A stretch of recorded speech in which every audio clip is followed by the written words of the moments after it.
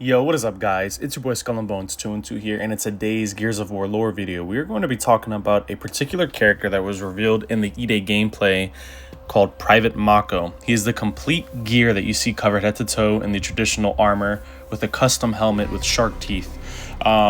So he's the guy that's by himself in the supermarket, basically fighting the wretches with the mulcher, and he's basically just by himself. But I want to give some insight into who the character possibly could be, what team he possibly belongs to, and his origin.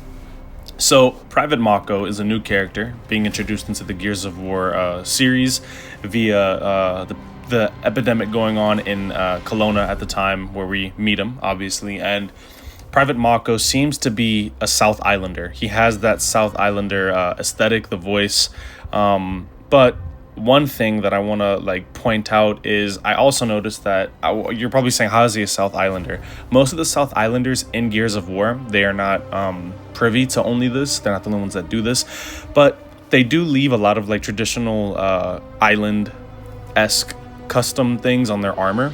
Same thing with Ty, Lonnie, and now we know as Mako here. He has the shark teeth painted on the bottom row of his helmet, and I guess that also portrays into the name.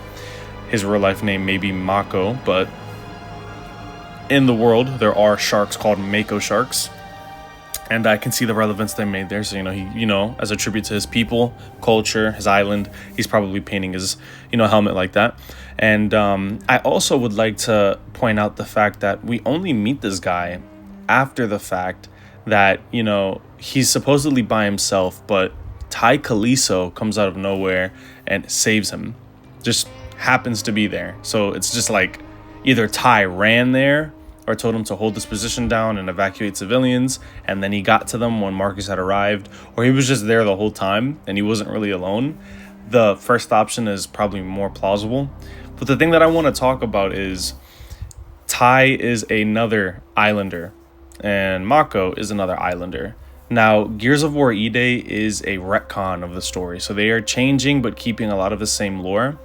And I would like to assume that for this storyline, they're probably giving Ty much more respect and front row praise than the last games, because Ty was always a part of somebody's squad. He was never his own person. In the books, he was essentially seen as a one-man army, and he was feared, revered, and respected in the COG army during the Pendulum Wars, especially.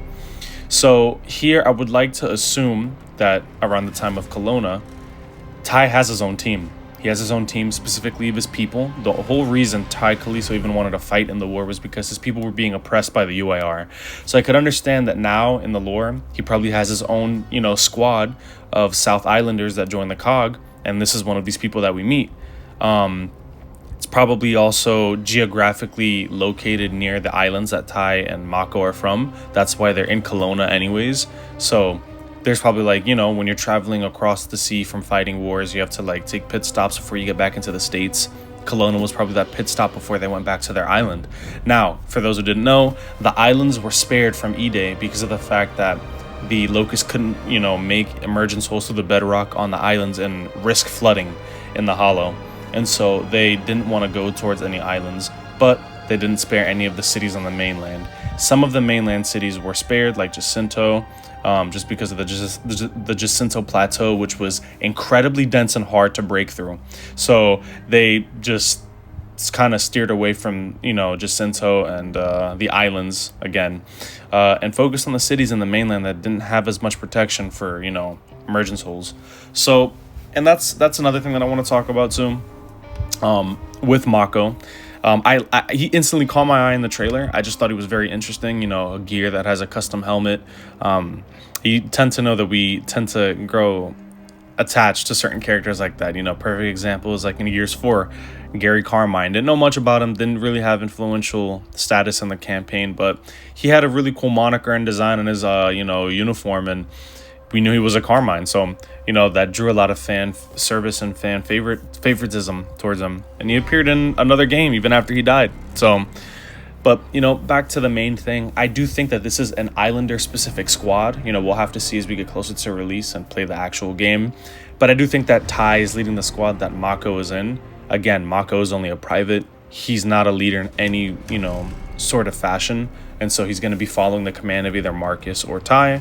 And I do believe that Ty and Marcus will be joining together periodically through the campaign. So I like to assume that you know, Ty is leading Mako, and there's going to be other islanders that we come to see and face off the Locust together with in the campaign. But that's pretty much it. For those who didn't know who his name was, who he might belong to, nationality, stuff like that. I'm assuming that he's going to be following the same cultural background as Lonnie and Ty Kaliso. So he's like South Islander, Hawaiian, Samoan, stuff like that. So we'll obviously have to wait and see. But that's pretty much all. This is your boy Skull and Bones 212. I will catch you guys in the next video. Peace.